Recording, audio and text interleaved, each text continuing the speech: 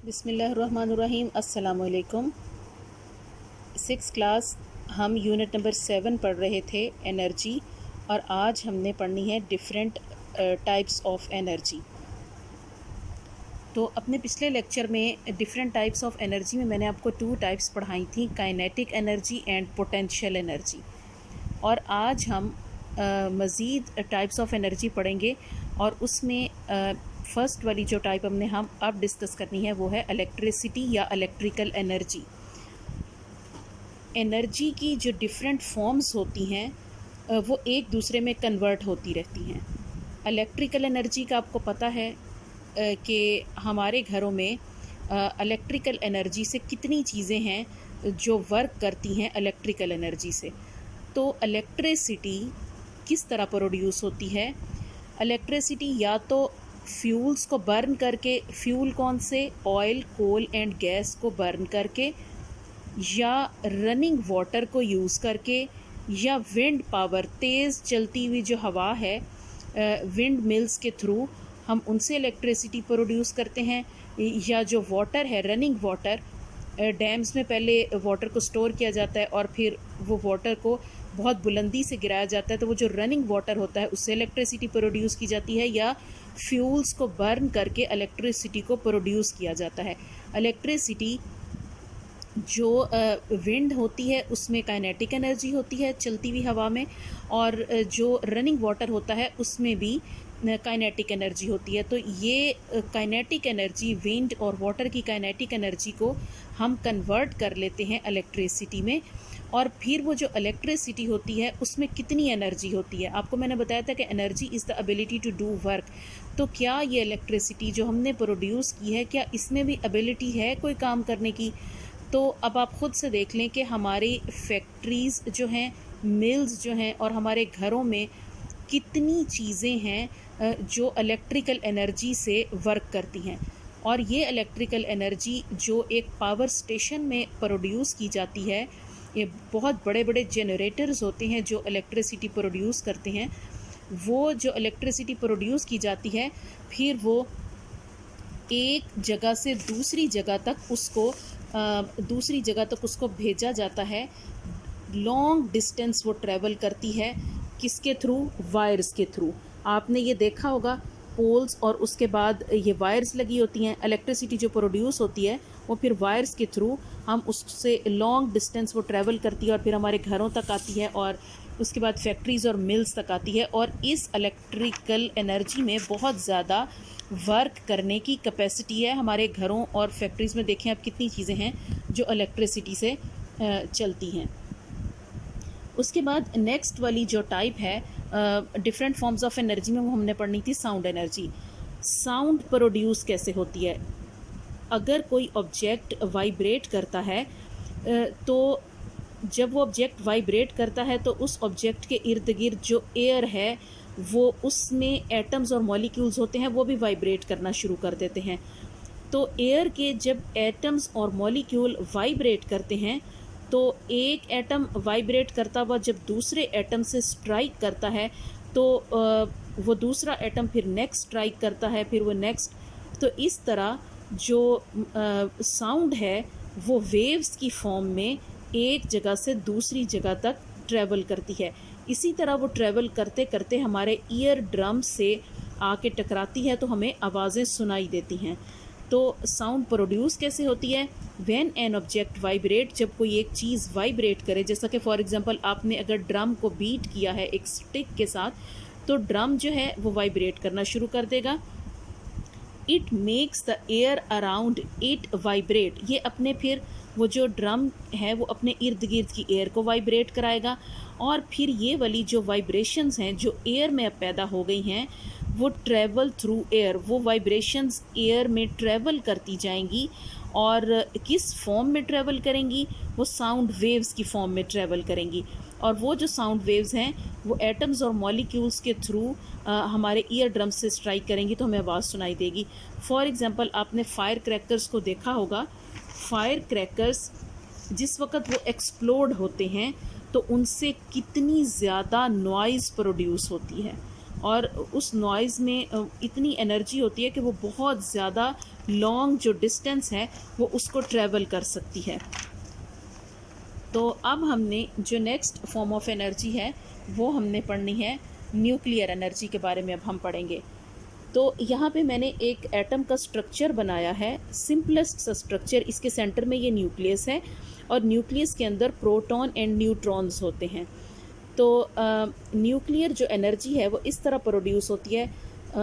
Nucleus energy या तो fission के प्रोसेस के थ्रू हम उसको प्रोड्यूस करते हैं। उसमें होता ये है कि किसी भी एटम का जो न्यूक्लियस होता है उसको स्प्लिट कराया जाता है, यानी कि न्यूक्लियस जो है उसका जो टूटना है उसको फिशन का प्रोसेस कहते हैं। तो उसमें क्या होता है, फिशन के प्रोसेस में ये होता है कि न्यूक्लियस टूटता है।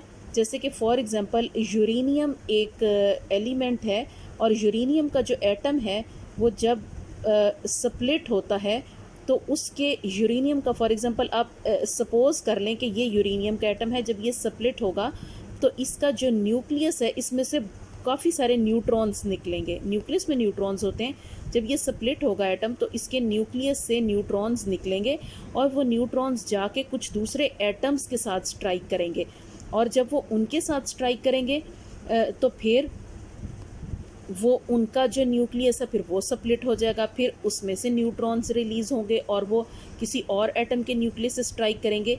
इसी तरह न्यूट्रॉन्स एस्केप होते रहेंगे और वो नेक्स्ट एटम से टकराएंगे और उनका भी न्यूक्लियस जो है वो स्प्लिट हो जाएगा। तो breaking apart of nucleus, nucleus का जो टूट जाना है उसे फिशन का प्रोसेस कहते हैं। और स्टूडेंट्स, जब एटम का न्यूक्लियस स्प्लिट होता है तो उसमें से इतनी एनर्जी रिलीज़ होती है, इतनी एनर्जी रिलीज़ होती है कि आप ये देखें कि इससे इलेक्ट्रिसिटी भी प्रोड्यूस की जाती है। और ये जो एटम बॉम्ब्स वगैरह हैं इनमें यही वाली टेक्नोलॉजी यूज़ होती है। अब आप देखें कि अगर एक एटम बम जब एक्सप्लोड होता है तो उसके अंदर से कितनी ज़्यादा हीट एनर्जी और कितनी ज़्यादा नॉइज़ प्रोड्यूस होती है। तो एक एटम के न्यूक्लियस में इतनी ज़्यादा पावर होती है। कुछ एटम ऐसे होते हैं जिनका न्यूक्लियस स्प्लिट नहीं हो सकता। वो दो एटम जो हैं वो आपस में स्क्वीज़ हो जाते हैं, आपस में इकट्ठे हो जाते हैं और एक नया कोई एटम बनाते हैं। फॉर एग्ज़ाम्पल जो सन है, हम जिससे हमें सोलर एनर्जी मिलती है, सन में हाइड्रोजन गैस, हाइड्रोजन के जो एटम हैं वो हर वक्त एक दूसरे के साथ स्क्वीज़ होते रहते हैं, एक दूसरे के साथ मिलते रहते हैं। और जब वो स्क्वीज़ होते हैं, इकट्ठे होते हैं, तो उससे लार्जर एटम बनता है, किसका? हीलियम का। और ये वाला जो प्रोसेस है इससे जो है वो सोलर एनर्जी इससे प्रोड्यूस होती है। तो ये वाली जिसमें एटम स्प्लिट ना हो, ऐसी एनर्जी जिसमें न्यूक्लियस की ऐसी एनर्जी जिसमें एटम स्प्लिट ना हो, वो आपस में स्क्वीज़ हो जाएं और एक लार्जर एटम बनाएं, उसको हम कहते हैं फ्यूजन का प्रोसेस। यानी इसमें एटम टूटा नहीं है बल्कि दो एटम आपस में स्क्वीज़ हो गए हैं और इस प्रोसेस से भी बहुत ज़्यादा एनर्जी रिलीज़ होती है। जैसा कि आप देखें हमारे सन में कितनी एनर्जी है, तो वो सारी फ्यूजन के प्रोसेस से प्रोड्यूस हो रही है। उसके बाद नेक्स्ट हमारे पास हमने जो टाइप पढ़नी है वो है केमिकल एनर्जी। तो केमिकल एनर्जी, आपने फायरवर्क्स देखे होंगे और ये आप देखें फायरवर्क्स जो हैं इनके अंदर केमिकल एनर्जी होती है। जो फायरवर्क्स होते हैं इनके अंदर गन पाउडर होता है और इनके अंदर कुछ और एक्सप्लोसिव मटेरियल्स या केमिकल्स होते हैं। तो जिस वक्त ये फायरवर्क्स जो हैं ये एक्सप्लोड होते हैं तो इनके अंदर के जो केमिकल्स होते हैं वो बर्न हो जाते हैं और उससे बहुत ज़्यादा एनर्जी प्रोड्यूस होती है।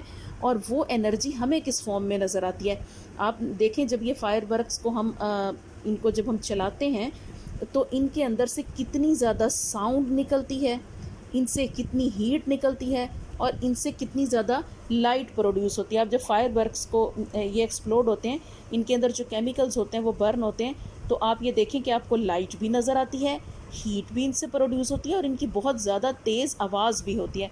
इनके अंदर केमिकल्स होते हैं और इन केमिकल की जो एनर्जी है वो हमें डिफरेंट फॉर्म्स में, डिफरेंट शक्लों में नज़र आती है, like sound, heat and light.